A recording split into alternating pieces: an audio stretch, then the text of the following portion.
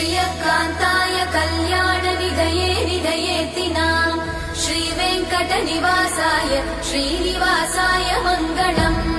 लक्ष्मी सविभ्रमालोकसुभ्रूविभ्रमचक्षुषे चक्षुषे सर्वलोकानां वेङ्कटेशाय मङ्गलम् श्रीवेङ्कटाद्रिशृङ्गाग्रमङ्गलाभरणाङ्गये मङ्गलानां निवासाय श्रीनिवासाय मङ्गलम् सर्वावयव सौन्दर्य सम्पदा सर्वचेतसां सदा सम्मोहनायास्तु वेङ्कटेशाय मङ्गलम् नित्याय निरवध्याय सत्यानन्द चिदात्मने सर्वान्तरात्मने श्रीमद् वेङ्कटेशाय मङ्गलम्